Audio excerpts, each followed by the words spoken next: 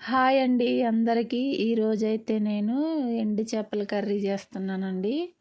అది ఎలా చేయాలో మీకు కూడా చూపిస్తాను ఒకసారి. నేనైతే ముందుగా ఎండు చేపలు ఇవన్నీ తలకాయలన్నీ తీసేసానండి. తీసేసి వాటర్లో వేసినప్పుడు చేపలు మెత్తగా అవ్వకుండా కొంచెం ఇట్లా ఫ్రై చేసుకుంటే గట్టిగా ఉంటుందండి కర్రీ చేసుకున్నప్పుడు. అందుకని చెప్పేసి నేను ఇలా సిమ్లో పెట్టుకొని అందులో ఎండి చేపల మీద ఉన్న పొట్టు ఉంటుందండి, అదంతా క్లీన్గా పోతుందండి ఇట్లా ఫ్రై చేసుకుంటే. మనం ఇలా చేసుకొని గ్యాస్ ఆఫ్ చేశానండి. ఒక గిన్నెలో వాటర్ తీసుకున్నాను. ఆ వాటర్లో ఈ ఎండు చేపలు వేసి కొంచెం గోరెచ్చని వాటర్ అండి అవి. మీరు కూడా నార్మల్ వాటర్లో అయినా వేయచ్చు, గోరెచ్చని వాటర్లో అయినా వేసుకోవచ్చండి.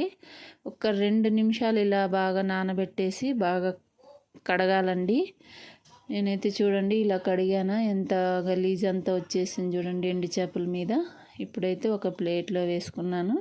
ఒక కళాయి పెట్టుకొని ఆయిల్ హీట్ అయిందండి. తాలింపు గింజలు, కరివేపాకు, 2 పచ్చిమిర్చి, 2 ఎండుమిర్చి వేసి బాగా ఎగనిచ్చానండి. ఉల్లిపాయలు సన్నగా కట్ చేసి పెట్టుకొని వేసానండి. అవి కూడా రెడ్డిష్గా అవ్వాలి. అల్లం వెల్లుల్లి పేస్ట్ వేసుకొని పచ్చి వాసన పోయేదాకా బాగా వేయించుకోవాలండి. ఇలా టమాటా ముక్కలు సన్నగా కట్ చేసుకొని వేసుకున్నాను. ఇవైతే మటిక్కాయలు అంటామండి మేమైతే. ఇవి కూడా కట్ చేసి పెట్టుకొని కొంచెము పసుపు, గల్లుప్పు అండి, కల్లుప్పు వేసుకొని బాగా మగ్గనివ్వాలండి. ఒక 5 నిమిషాలు మూత పెట్టుకొని మగ్గిన తర్వాత చూడండి బాగా మగ్గిపోయింది. ఇప్పుడైతే ఎండి కారం 2 స్పూన్లు వేసుకొని బాగా మగ్గాలండి. కారం కూడా మగ్గిపోయింది. ఇప్పుడైతే ఎండు చేపలు వేసానండి. ఎండు చేపలు వేసి బాగా మిక్స్ చేసుకోవాలండి.